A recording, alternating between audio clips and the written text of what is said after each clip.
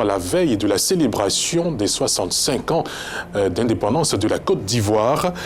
Puis avec nos invités, l'on discutera de la marche organisée par le Front commun PDCI-RDA, PPACI, qui a eu lieu à Yopougon.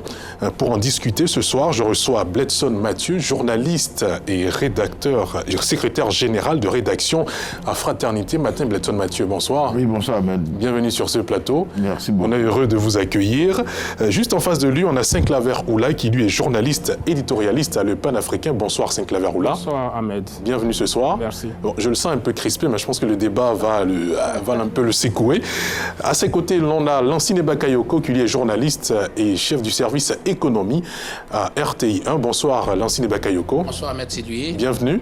Merci. Et en face de lui, pour terminer, on a Michel Beta, qui lui est directeur général de Le Quotidien Le Bélier. Bonsoir Michel Beta. Bonsoir Ahmed.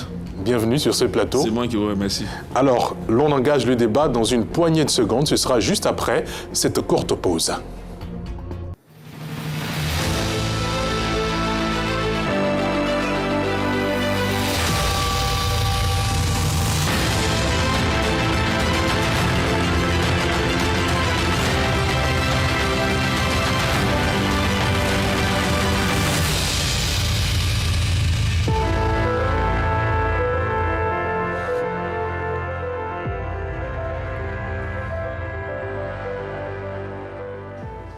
Bienvenue à tous ceux qui nous prennent en marche maintenant. Vous suivez le Club de la Presse. À la veille de la célébration de l'anniversaire des 65 ans d'indépendance de la Côte d'Ivoire, le président de la République Alassane Ouattara, comme il est de coutume, s'est adressé à la nation dans un discours. Quelques 10 points ont été abordés pendant ce quart d'heure d'intervention. On s'y appesantit dans cette brève analyse avec Davis Oyo. La Côte d'Ivoire, indépendante, a 65 ans. Bouaké, deuxième grande ville du pays, a abrité la commémoration officielle des festivités. Cette date... À la veille de la célébration de l'an 65, le président de la République, Alassane Ouattara, a sacrifié au traditionnel discours à la nation. Une adresse très attendue par la population en raison de la tenue de l'élection présidentielle d'octobre prochain. Tous les points qui concernent la vie de la nation ont été abordés. Entre autres, défis sécuritaires régionaux, consolidation des acquis économiques et élection présidentielle du 25 octobre 2025. Sur ce point, le président Alassane Ouattara atteste que toutes les mesures ont été prises pour garantir un scrutin apaisé, sécurisé et démocratique.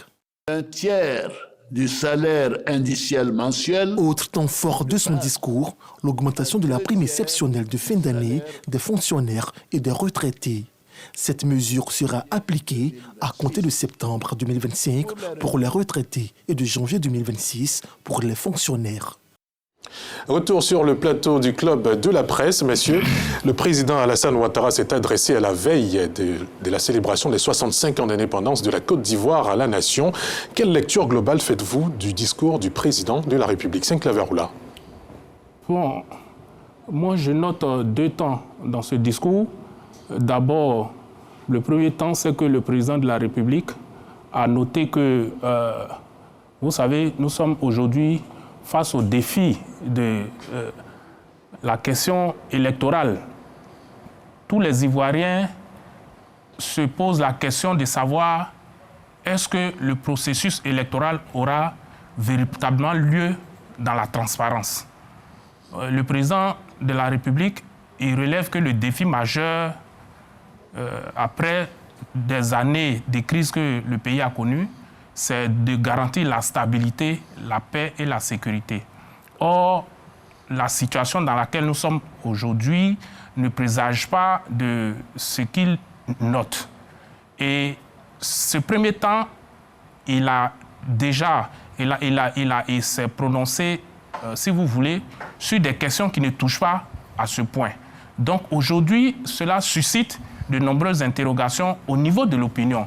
Deuxième point, deuxième temps fort, c'est que le président Alassane Ouattara, il est dans une autosatisfaction. Il dit que la Côte d'Ivoire connaît aujourd'hui un développement sur tous les plans.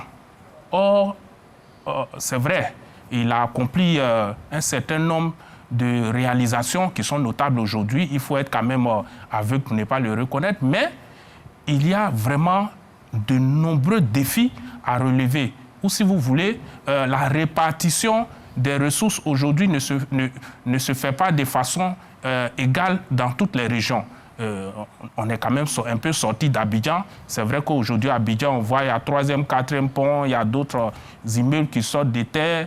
Mais au niveau de certaines régions, comme par exemple dans le Grand Ouest, je vais parler notamment du Cavali, du Tonkpi, il y a vraiment des choses qu'il reste à réaliser dans ces régions-là pour que ces régions-là amorcent le développement.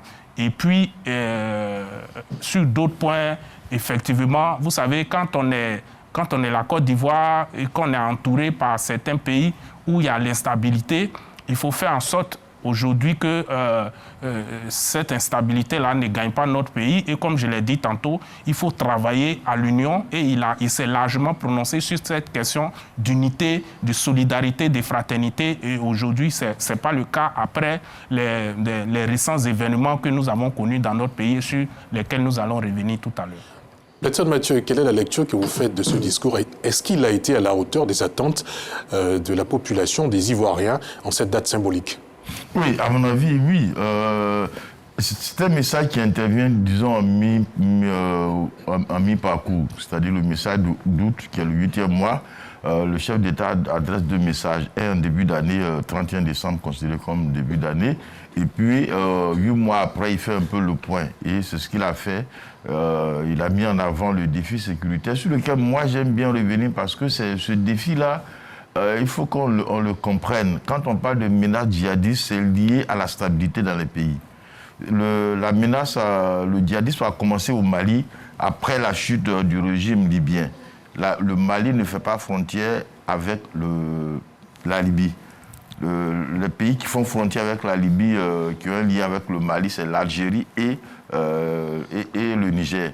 Mais quand les armes sont quittées en Libye, ils sont venus au Mali. Pourquoi? Parce qu'à ce moment bien précis, il y avait une instabilité politique au Mali provoquée par les Touaregs qui voulaient leur autonomie.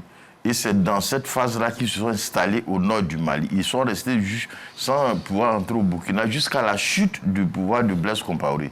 C'est pendant la période d'instabilité provoquée par cette chute qu'ils sont arrivés au Burkina, et ils y sont toujours. Que ce soit au Mali, que ce soit au Burkina, ce ne sont pas des gens qui font une distinction de couleur politique. Ils ne sont pas dans une religion, ils ne sont pas pour les chrétiens, ils ne sont même pas pour les musulmans. Quand ils arrivent dans les villages, ils s'attaquent en premier lieu aux imams. Ils ne sont pas non plus pour les musulmans. Et eux, ils ne sont pas pour les partis politiques, ils ne sont pas pour... Donc, quand on dit que nous allons à une élection, on doit faire en sorte d'éviter ce qui nous est arrivé déjà lors dans différentes élections, parce qu'on ne peut plus se payer en 2025 le luxe de dire on va se battre. On l'a fait en 2000, on l'a fait en 2010. Dieu merci, en ce moment-là, il n'y avait pas de menace djihadiste à nos portes.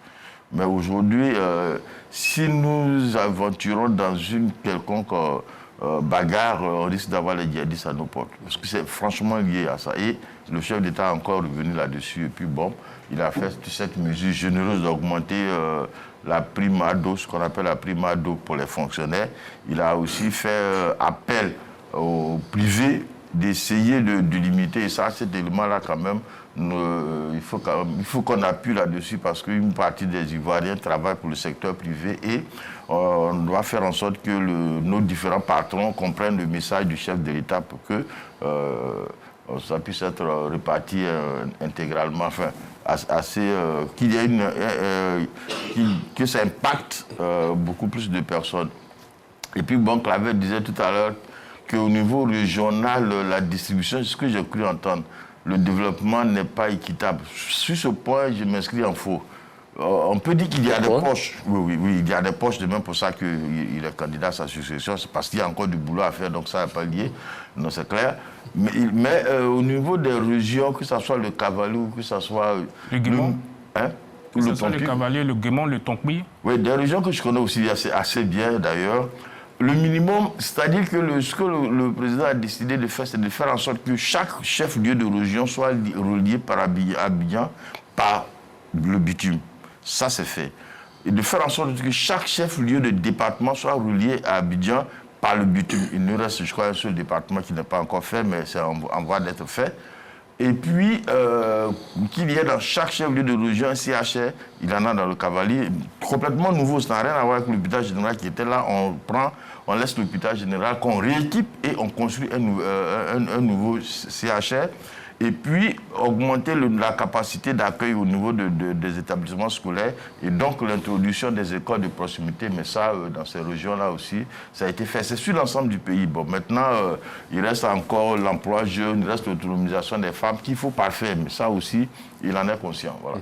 Michel Betta, votre avis sur le discours du président de la République? Oui, il faut dire que quand on a écouté le président parler le 6 août dernier, moi, personnellement, ce que j'ai fait, je suis revenu un peu sur ses discours précédents. J'ai vu que les discours étaient sensiblement les mêmes. On revient sur ses réalisations. Il fait un peu le bilan de ses réalisations, des infrastructures. Il insiste beaucoup sur les infrastructures. Après, il s'attarde un peu sur les actes qu'il a menés actuellement pour certaines couches sociales, telles que les fonctionnaires. Et il fait une rétrospective sur le passé de la Côte d'Ivoire, parce que nous sommes en pleine période d'indépendance. Donc, il rappelle les faits marquants de notre histoire, en y incluant la figure marquante de ces faits-là, Félix Houphouët-Boigny. Donc, le discours n'a pas considérablement changé. Et cela m'emmène à m'interroger, parce que nous sommes à 2 mois des élections. Si le discours ne tient pas compte du contexte, c'est un discours qui, ma foi, s'écarte de la réalité que vivent les Ivoiriens. Je le dis parce que quand tu entends un peu les discours de nos populations, c'est la peur des élections. C'est la peur de ce qui va être fait pendant les élections. Et le président ignore presque ça, là, parce que ce qu'il a dit, il dit, écoute, les élections vont se dérouler de façon transparente, il y aura la sécurité, mais ce sont des incantations. C'est presque des incantations, puisque qu'est-ce qu'il y met dedans ? Qu'est-ce qu'il y met pour qu'il y ait cette sécurité-là? Aujourd'hui, on sait que dans ces élections à venir, il est le seul assuré à partir, pendant qu'une majorité de partisans de certains candidats sont exclus. Donc, on ne sait, moi je le dis, aujourd'hui, le président dans son discours, ce que j'ai observé réellement en tant qu'analyste, c'est que c'est un bravage. Il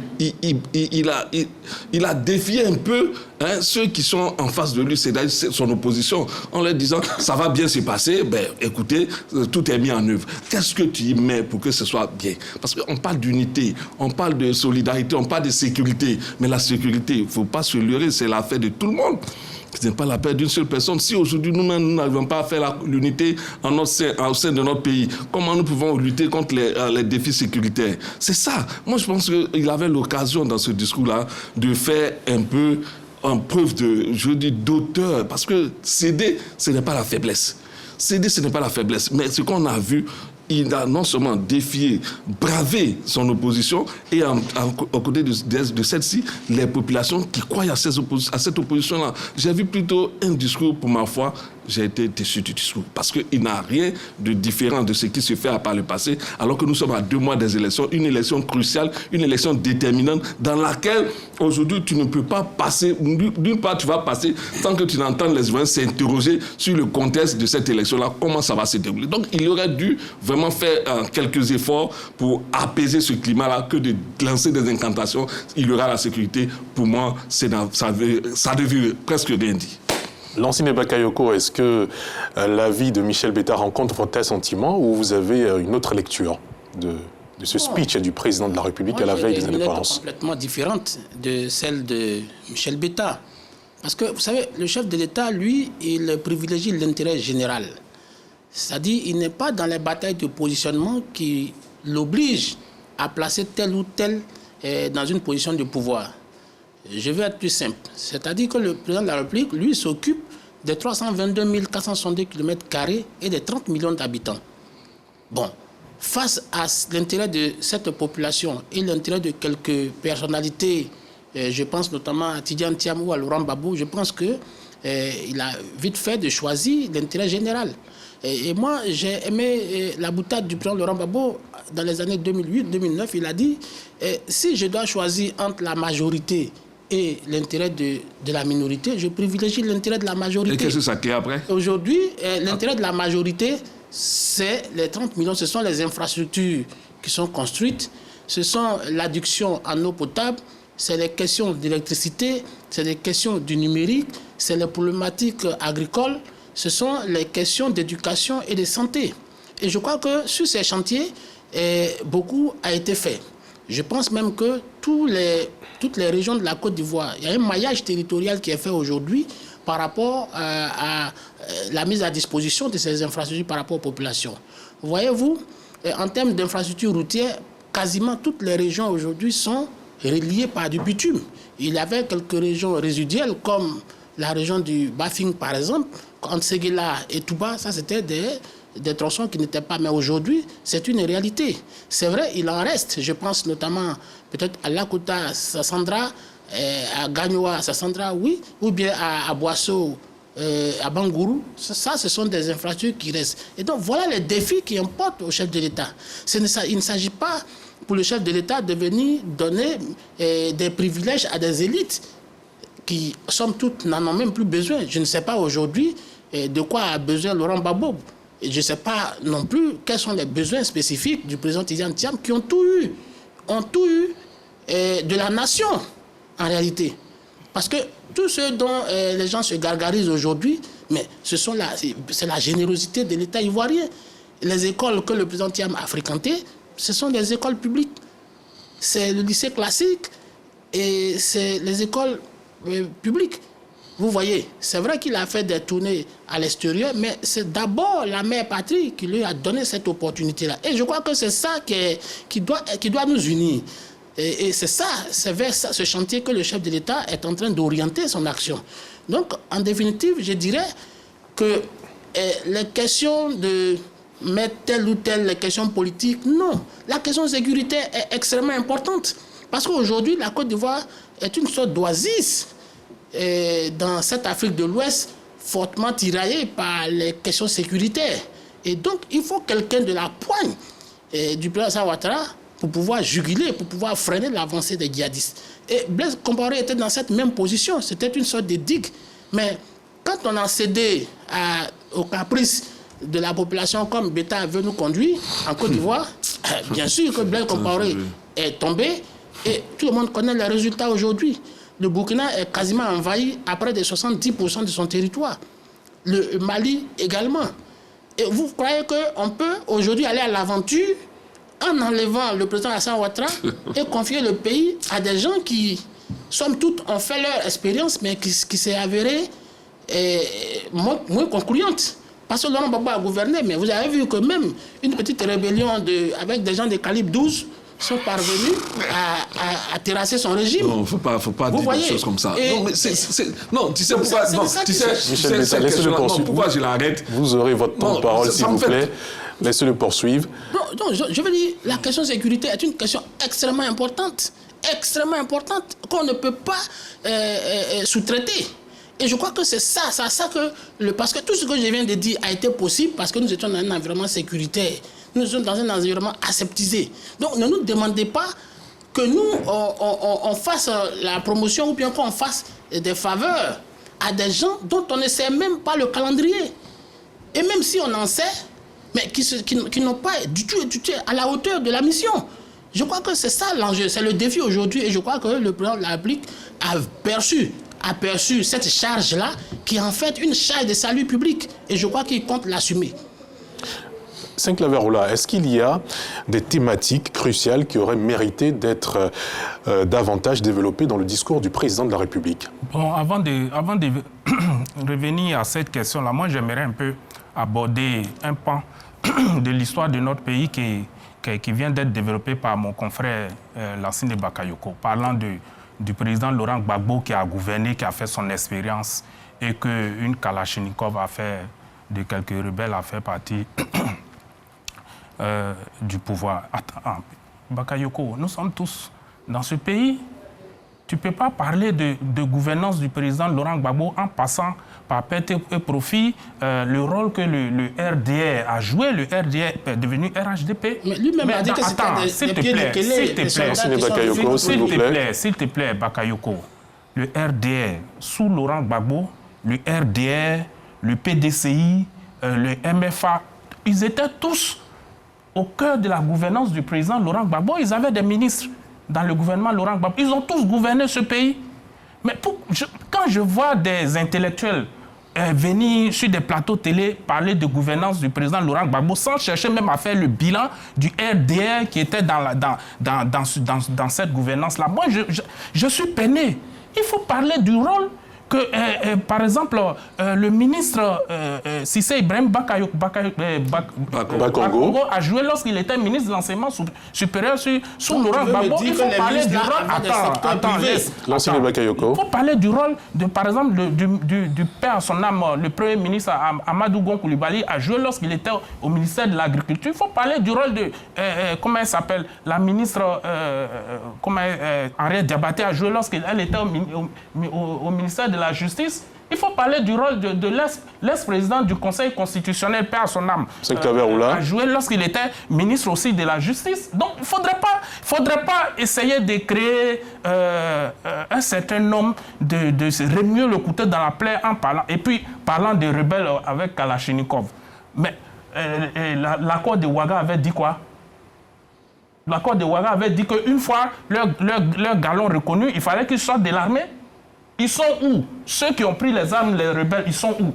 Ils sont-ils en cavale aujourd'hui? Qu'est-ce que vous dites? Chérif Ousmane, il est chef d'état-major de l'armée d'État, il était dans la rébellion. Et Kone Zakaria, il était dans la rébellion. Le sujet que nous développons là maintenant, c'est le discours du président Alassane Ouattara. Est-ce que vous évoquez pourrait faire l'objet de notre débat dont il faut en parler pour qu'une fois de plus, on n'en parle plus sur des plateaux télé pour essayer de on est bien d'accord avec vous. Les nouvelles générations, nos cadets. On est bien d'accord avec vous. Vous aurez d'autres opportunités de répondre à ce type de questions. Moi, je pense que, mais là, tout de suite... en revenant à votre question, moi, je pense que le président, comme il a dit tout à l'heure, Beta, mais on attend le président Alassane Ouattara sur des questions qui concernent directement les Ivoiriens. Lesquelles? Et les questions qui concernent directement les Ivoiriens aujourd'hui, c'est la question de processus électoral. C'est la question de transparence. Cher ami, tu vas tu ne vas pas mépriser à ce point, tu ne vas pas négliger les revendications de ces millions d'Ivoiriens qui sont sortis hier, qui sont sortis à Yopougon, qui ont fait cette marche. Mais il ne faut pas les négliger, tout comme à l'époque, le RDR, avec la communauté internationale, en soutien pour une question de stabilité dans le pays, a demandé de ne pas négliger, comment dirais-je, le président Alassane Ouattara et ses collaborateurs qui avaient un certain nombre de revendications. Mais il faut le faire remarquer. Des choses à l'époque ont été soulevées, des revendications ont été soulevées. Et on a reproché au président Laurent Gbagbo de n'avoir pas donné satisfaction. Mais antérieurement, même le président Henri Konan Bédié. Et ça a conduit le pays à quoi? Ça a conduit le pays à une rébellion. Et on a eu des crises. Et le président Alassane Ouattara même est venu. Et il est parvenu au pouvoir. Lui qui a subi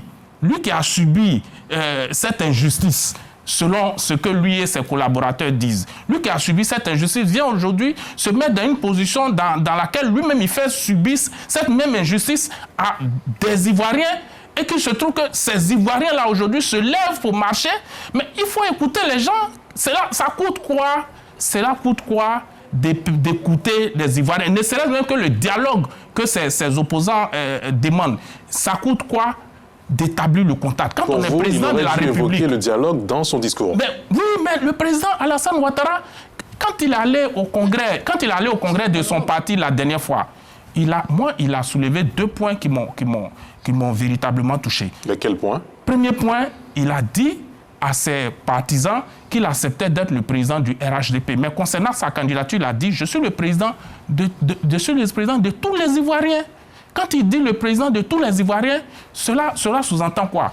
Qu'il se met au-delà de la mêlée, au-dessus de la mêlée, que ce soit RHDP, que ce soit FPI, que ce soit PPACI et autres. Il est le président, il se met au-delà. Mais aujourd'hui, quand il s'agit de traiter les questions qui touchent à tous ces Ivoiriens, dans quelle posture doit-il se mettre? Il doit se mettre dans la posture de président de la République, garant de l'unité nationale et aller ou bien appeler ces opposants-là, les appeler pour qu'ils dialoguent.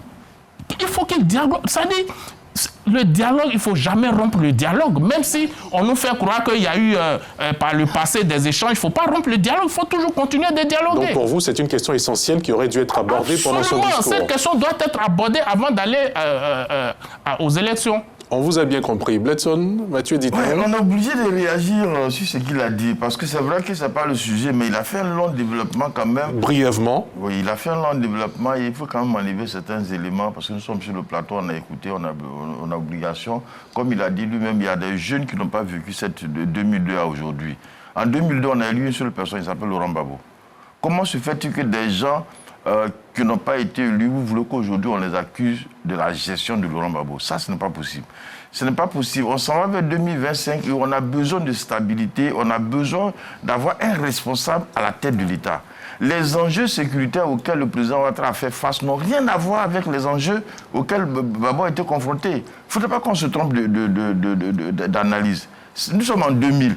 Avant que Laurent Gbagbo n'arrive au pouvoir, il y avait, comme lui-même les a appelés, des petits caporaux et des petits sergents qui s'étaient réfugiés à Ouaga, non pas pour attaquer Laurent Gbagbo, mais pour attaquer Gueye Robert. Quand il arrive au pouvoir, qu'est-ce qu'il a fait pour éviter qu'il y ait une rébellion? Ça, c'est une question fondamentale. Il ne faut pas qu'on dise, non, le bilan de Gbagbo, c'est les rebelles qui doivent assumer. Non, non, quand tu es président, c'est toi qui dois assumer.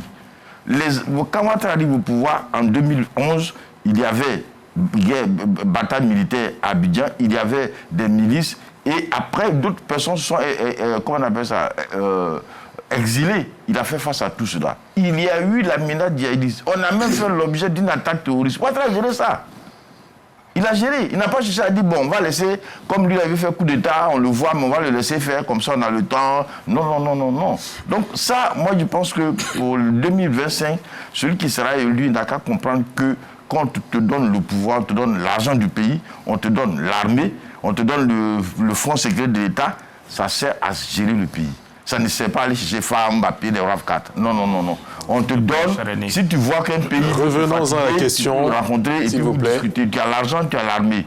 Donc ça, c'est le problème. Bledson Mathieu, qu'est-ce qui aurait manqué dans le discours du président de la République? Oui, c'est vrai que moi, ça c'est à titre personnel, j'aurais bien aimé qu'il, dans son discours, il laisse comment on appelle ça, une porte ouverte, mais je ne désespère pas toujours, hein. Ouattara, c'est Ouattara, qu'il laisse une porte ouverte pour que Laurent Gbagbo et pour que Thiam soit candidat. Ça c'est à titre personnel. Mais il ne faudrait pas que quelqu'un fasse un lien avec la candidature de ces deux hommes-là. Et là, je parle à mon ami, mon voisin d'État, avec le fait que les Ivoiriens ont peur des élections. Ça n'a absolument rien à voir. Hein. Les problèmes que nous avons vécus n'ont rien à voir avec les exclusions à la candidature. On a connu 2 périodes électorales avec guerre 2000, 2010. Je saute 95. En 2000, on a fait des élections. Ouattara a été exclu, Bédi a été exclu, mais Laurent Gbagbo est parti avec Gueye. Ça s'est très bien passé.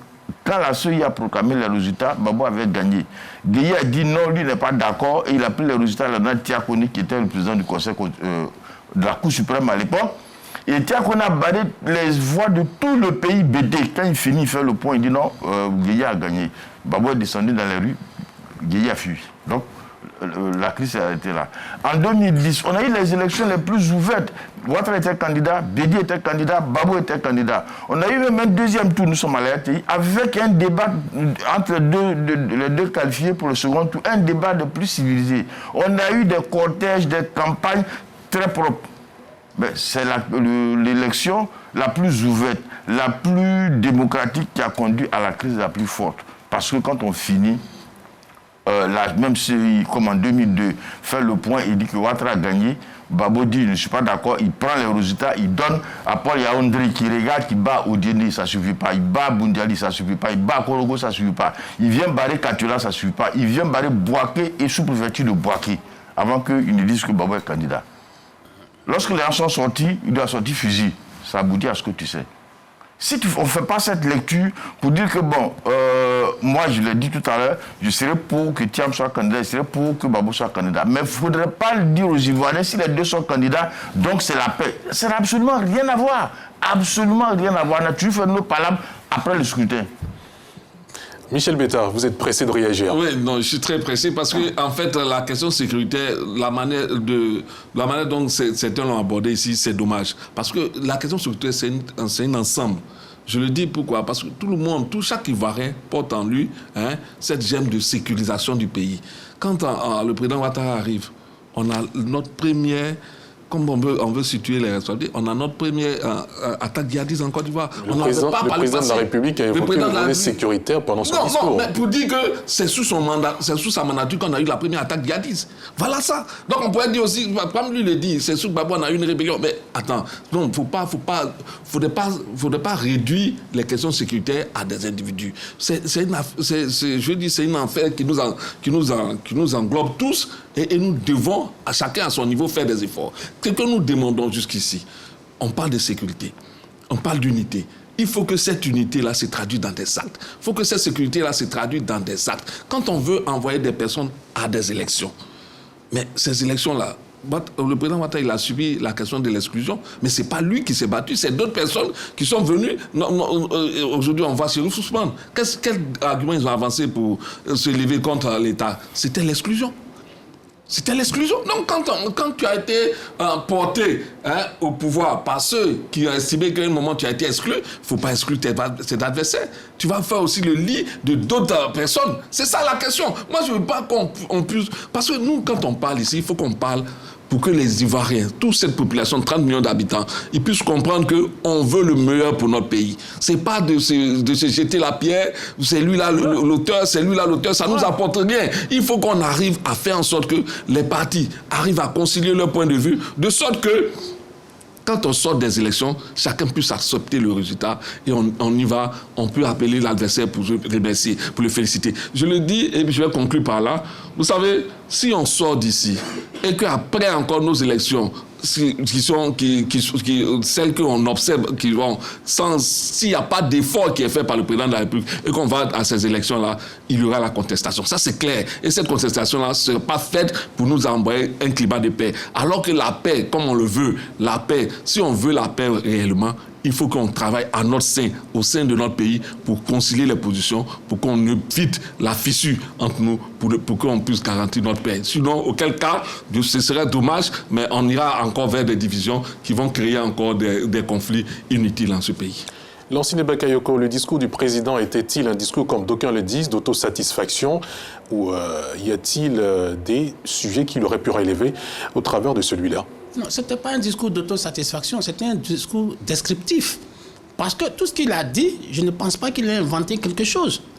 Il n'a du tout rien inventé. Je comprends que Saint-Claver veut réécrire l'histoire de la Côte d'Ivoire. Non, je ne réécris pas l'histoire de la Côte d'Ivoire. Il veut réécrire l'histoire de la Côte d'Ivoire parce que je pense qu'il faut éviter de ressasser des choses qui sont en rupture avec la réalité historique. Lesquelles? La réalité historique.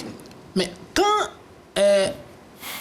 autour de 2011-2012, j'espère que c'est Katé Niatoua, la déclaration qu'il était en train de faire, la déclaration de prise de pouvoir, c'était un bouquet de fleurs qu'il venait de déposer sur la table du président de la République.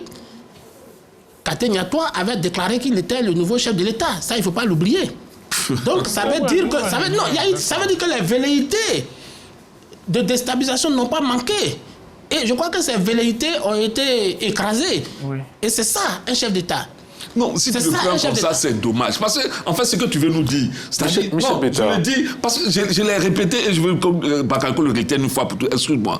Parce que quoi? Quand tu veux donner, il veut attribuer la question de la sécurité à un individu, soit-il le chef de l'État, il l'expose. Parce qu'aujourd'hui, s'il y a une déflagration, on dira que c'est lui seul. Alors que nous avons tous pas de responsabilité dans la sécurité. C'est Claver ou là, Michel Beta, laissez Lansine Bakayoko terminer.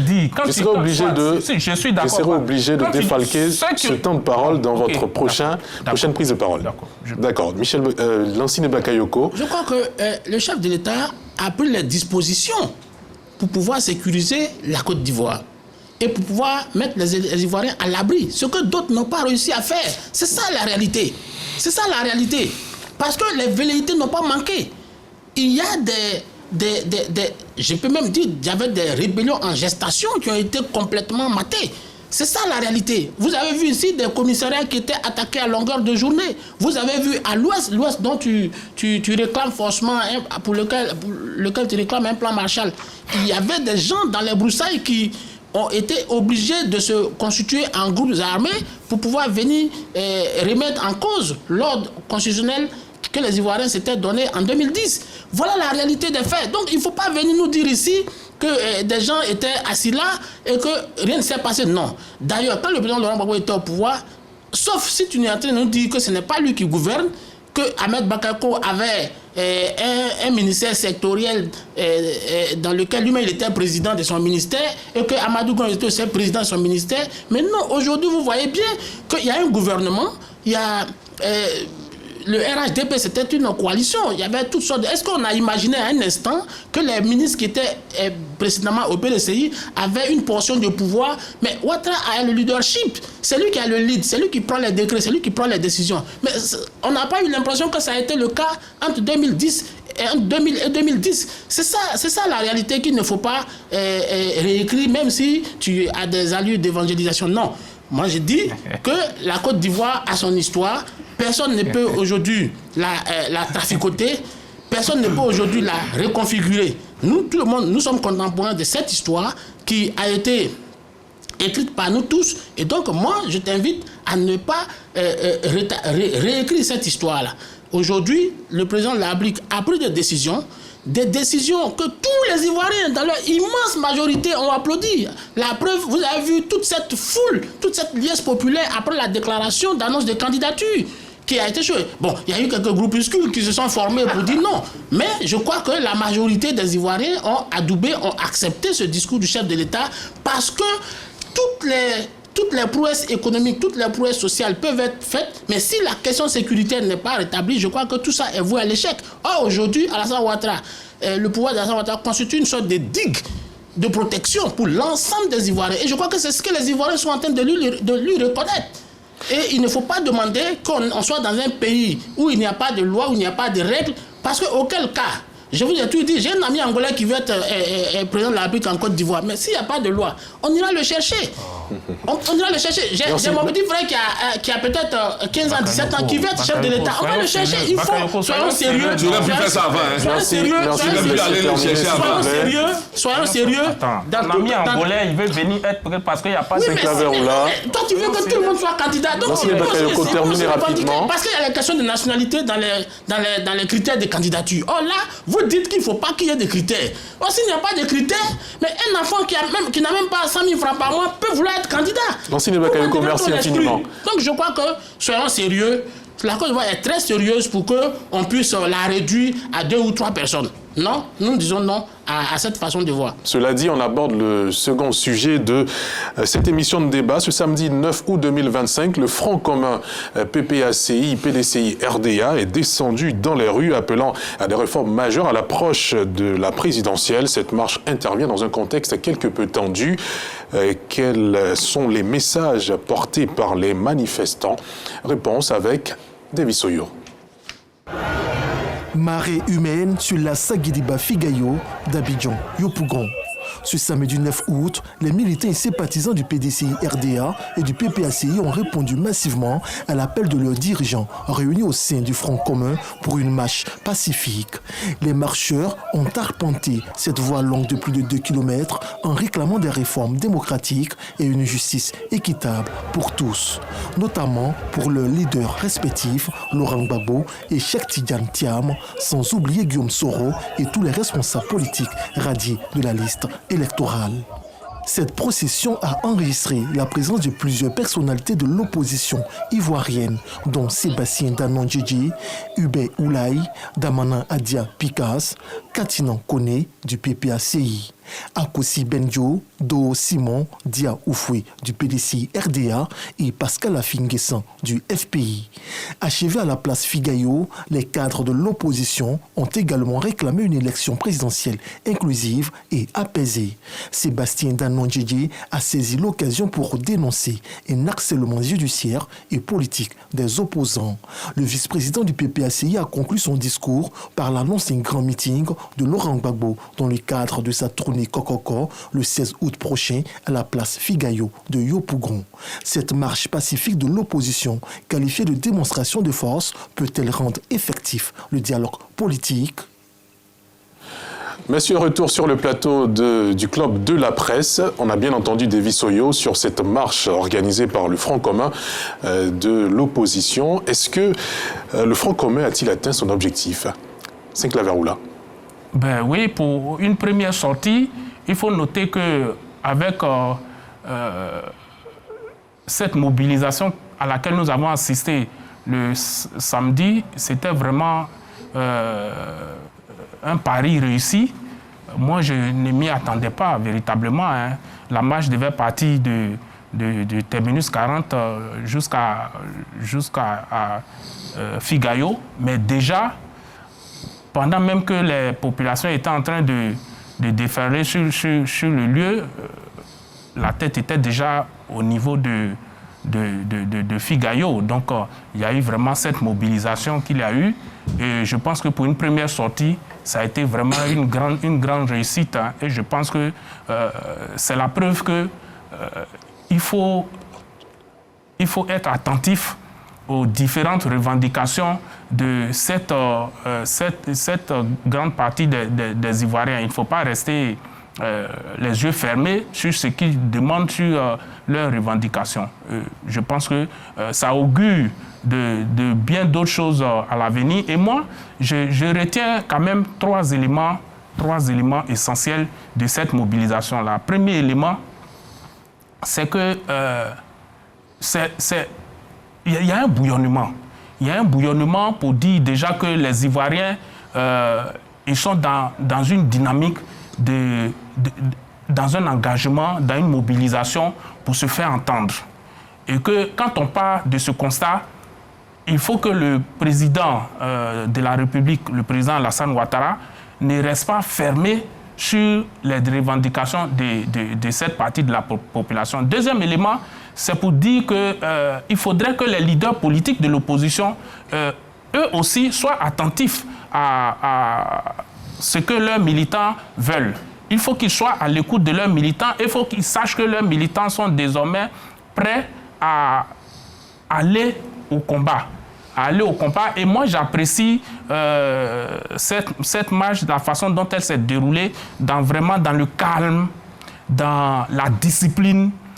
Il n'y a pas eu de grabuge, il n'y a pas eu de manifestations qui puissent ternir l'image des leaders de l'opposition qui ont appelé à cette mobilisation. Et puis, troisième élément, et c'est là que je vais terminer, je pense qu'il faut ouvrir déjà les discussions. Le président Alassane Ouattara, avec ce déferlement, doit déjà ouvrir les discussions pour que, même si les différentes candidatures doivent être retenues, que ce soit la candidature du président Laurent Gbagbo, la candidature du président du ministre Tidjane Thiam, comme l'a souhaité mon aîné Bledson, il faut que ces candidatures-là soient retenues. Il faudrait déjà que les différentes personnalités se retrouvent et qu'on puisse apaiser les différentes tensions pour qu'ensemble, on aille aux élections à l'unisson et puis bon,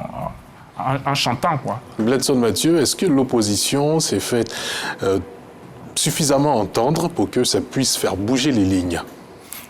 Bon, suffisamment entendre, je vais d'abord faire quelques observations. D'abord, moi, personnellement, la mobilisation, une très forte mobilisation, ne m'a pas surpris.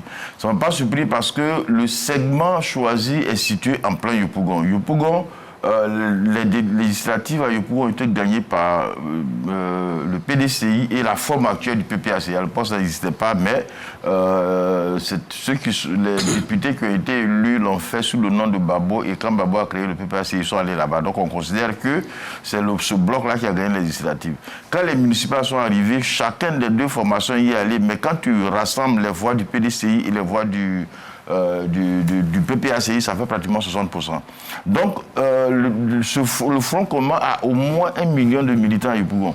Donc, franchement, ce n'est pas une zone où il doit y avoir des difficultés pour mobiliser. La deuxième chose que je voulais faire remarquer, c'est à l'honneur des organisateurs qui ont su passer un message pacifique. Sur tous les visuels, le mot marche pacifique était là et dans les vidéos, ça figurait. Et ces éléments-là ont permis aux gens de marcher tranquillement, sans colère, et ça a donné ce résultat. L'autre partie à féliciter quand même, c'est les policiers. Parce qu'une marche, ce n'est pas seulement la volonté des marcheurs qui l'a fait pacifique, c'est aussi les bombes lacrymogènes. Sous d'autres cieux, ailleurs, et même en Côte d'Ivoire, à une certaine époque, c'est des canons qui attendaient les marcheurs. Et aujourd'hui, les gens ont marché. Les policiers étaient là, mais pratiquement très discrets. On ne les voit que quand on les cherche, sinon ils étaient là. Et ça, c'est à leur profit. Il y a aussi le pouvoir qui a autorisé, permis tout cela, parce que ce n'était pas forcément évident. Maintenant, parlons de messages. Bon, moi j'ai entendu 2 messages là-bas, enfin j'ai fait une lecture de 2 messages. Le premier message, évidemment, c'est adressé au chef de l'État. Il y a eu une mobilisation, il y a eu une forte partie de la population, c'est pas le tout. Il y a ceux qui étaient là-bas, mais il y a aussi ceux qui sont à la maison et autres qui voulaient bien qu'il y ait une possibilité pour le président Thiam, pour le président Laurent Gbagbo d'être candidat. Donc, sur cet aspect-là, ce message-là, bon, est-ce qu'il peut passer? Mais le deuxième message auquel les organisateurs eux-mêmes font semblant d'avoir pu écouter, c'est l'unition de leurs militants. On a fait une mobilisation, ils ont fait une mobilisation, avec le nom de Gbagbo, sans la présence de Gbagbo. Gbagbo n'était pas là-bas. Avec le nom de Thiam, Thiam n'était pas là-bas. Donc, avec ces 2 noms pour mobiliser, ceux qui ont marché là sont des gens qui ne veulent pas qu'il y ait... qui ne veulent plus que les RDP soient au pouvoir, en gros. Mais qu'est-ce que vous comprenez? Vous pensez qu'ils sont là pour dire, bon, Ouattara n'a qu'à vous autoriser pour que vous vous divisez, ou bien vous ne pouvez pas vous entendre pour désigner quelqu'un? Ils sont prêts. C'est-à-dire, ils vous ont montré que sans Gbagbo, sans Thiam, rien qu'avec leur nom, ils sont prêts à aller au combat. L'obstacle est ici à quel niveau? On pouvait désigner, il y a eu 2 personnes qui ont parlé là-bas, Akossi Benjo, puis Danon Didier. On pouvait dire, bon, écoute, on s'entend très bien, on va laisser Danon Didier, c'est un monsieur sans histoire, il sera le candidat, on va battre la campagne avec le nom de Gbagbo, le nom de Thiam. La Côte d'Ivoire a une particularité, on a 3 postes clés, président, vice-président, premier ministre. Il faut que le Front commun écoute aussi ce message. Vous avez des militants qui se sont mis ensemble pour exprimer une volonté. Si vous pensez que ça va être à ce moment, ils ont parlé là, vous vous trompez. Hein? Parce que jusque-là, le problème pour qu'il soit Ouattara fait un papier, auquel cas il vous divise, soit vous-même vous entendez pour dire c'est pas compliqué, on prend un dedans, ça peut être Beta, ça peut être Saint-Claver, on le prend, vous pouvez même solliciter Bakayoko, il peut accepter de vous rendre ce service-là, on le prend comme candidat et puis on fait tomber le RADP. Donc votre situation dans vos mains. Michel Beta. Oui, vraiment, il faut saluer un peu l'attitude démocratique d'abord de l'opposition. Moi, je dis, tu as vu qu'en fait, il faut tirer les leçons. Quand je dis qu'il faut tirer les leçons, on a vu une opposition du temps du RDR. Et on a une opposition aujourd'hui du temps où le RADP est au pouvoir. C'est vous dire quoi? En son temps, les discours qu'on a entendus, c'était des discours du frapperai ce pouvoir moribond, il tombera. Ça, c'est le discours du président actuel, Alassane Ouattara, quand il était dans l'opposition. Aujourd'hui, on n'entend plus ces discours-là. C'est des discours, on leur a dit même de ne pas marcher de Marcory à la place de la République, ils ont accepté, ils sont allés à Yopougon. Demain, il faut que ça nous serve, parce que tout le monde a son temps de pouvoir et puis son temps d'opposition. Il faut qu'on en tire les leçons pour dire qu'une opposition n'est pas forcément dans la belligérance. Une opposition faut faire de l'opposition de façon démocratique et espérer venir au pouvoir. Ça aussi, c'est la première leçon que je vais tirer. Et parlant de la marche, d'abord pour moi, elle a un caractère symbolique pour l'intérêt de la Côte d'Ivoire. 2 partis dont les idéologies sont fondamentalement opposées acceptent de se mettre ensemble parce qu'ils veulent s'opposer à l'exclusion. Ça, c'est déjà une leçon à tirer. Faut le dire, aujourd'hui, on a vu quelque chose d'extraordinaire dans la masse populaire. Ils n'ont pas fait d'obstacle sur les idéologies parce qu'ils estiment que la démocratie est piétinée. Ils estiment que certains leaders, et non des moindres, contrairement à ce que certains pensent, ce n'est pas ces 2 individus, c'est des voix qui sont exclues. Quand je le dis, je pèse mes mots parce qu'en 2020, lorsque le RADP gagne les élections, c'est avec 1 600 000 voix, près de 1 600 000 voix. Et vous savez, les élections présidentielles, aujourd'hui, nous sommes à 8 millions d'électeurs sur la liste électorale. Donc si nous devons aller aux élections avec ces 2-là, mais rassurez-vous, je ne vends pas cher l'apport du RADP. C'est clair. Aujourd'hui, en Côte d'Ivoire, on nous a montré que quand 2 se mettent ensemble et qu'un seul il n'est pas sûr de se sortir. Maintenant, de façon stratégique, comme l'a dit Blackson, c'est à eux de savoir matérialiser leur unité. Parce que l'opposition aussi, ils ont un message. Cette mobilisation a un message pour l'opposition. Matérialiser leur unité afin que ces élections à venir, ils ne soient pas absents et qu'ils puissent les remporter parce que, visiblement, les Ivoiriens sont prêts à leur donner leur voix. Lansine Bakayoko. D'abord, moi, je voudrais, en premier lieu, je crois qu'il y a deux victorieux dans cette affaire. Le premier, c'est le président de la République. La première personne à tirer les dividendes de cette affaire, c'est le président de la République. Pourquoi? D'abord, parce que c'est la première fois en Afrique qu'un chef d'État en fonction autorise son opposition à cette période-là de veille d'élection à faire ce type de manifestation. Je voudrais que vous montriez un seul pays en Afrique, un seul, je n'ai pas dit deux, un seul, où les opposants ont été autorisés. Ouais, Raila, s'il vous plaît. Laissez-le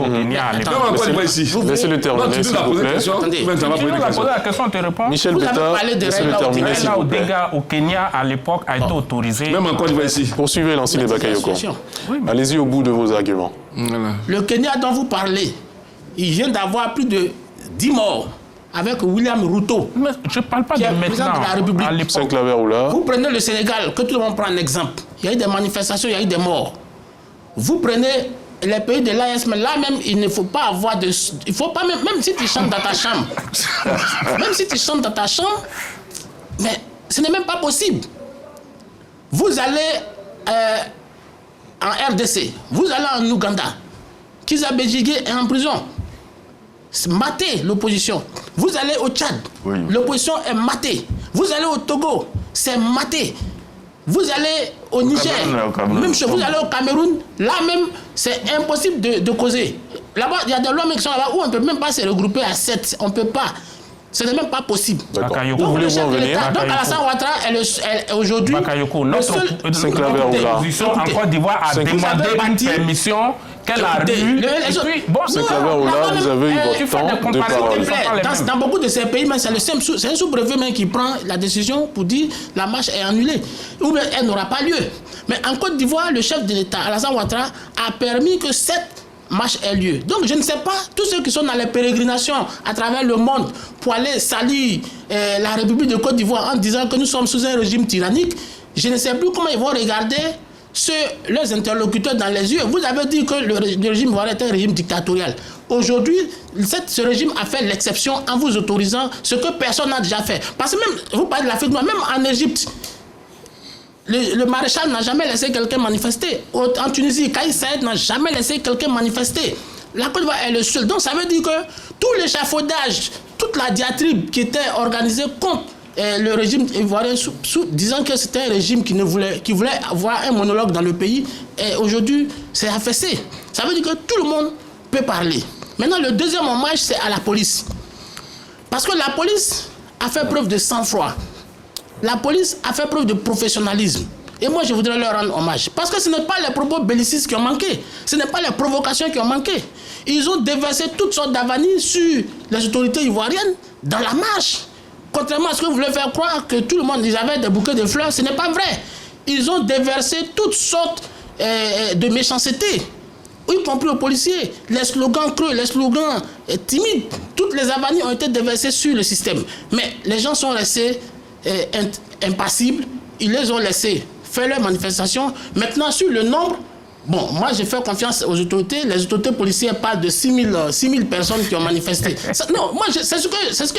Attends, on termine là-dessus, Lansine Bakayoko. Les autorités policières parlent de 6 000 personnes. Peut-être que ça va au-delà, je n'en sais rien. Mais moi j'ai fait confiance à la police qui dit c'est 6 000 personnes. Maintenant, les médias internationaux ont parlé de peut-être 10 000, 15 000. Mais je crois que ça ne devrait pas excéder cela. Blackson l'a dit, la distance qui a été... Je crois que c'est simple, hein, c'est en mathématiques. Ça dit que si l'espace est petit, il suffit d'un petit nombre pour que ce soit compact.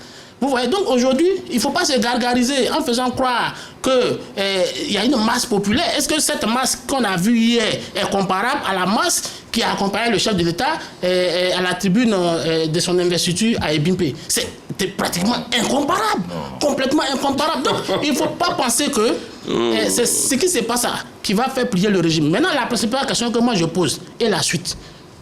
Et la suite, parce on était dans une position catastrophiste qui disait que quand il va avoir la marche, le régime d'Abidjan va tomber. Quand il va avoir la marche, on va voir. Maintenant, la marche est finie, on fait quoi?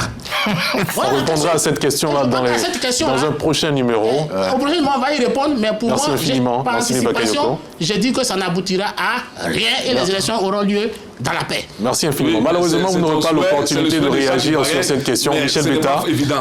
On arrive à la fin de cette émission, merci. Oui. Vous avez beaucoup à dire, c'est sûr, mais on le fera dans une prochaine émission et sur ce sujet-là, pourquoi pas. Merci infiniment d'être venu analyser ces différents sujets. Merci à vous, chers téléspectateurs, d'avoir suivi le Club de la Presse, votre émission diffusée tous les dimanches sur la chaîne qui rassemble. À dimanche prochain pour un autre numéro, Dieu voulant.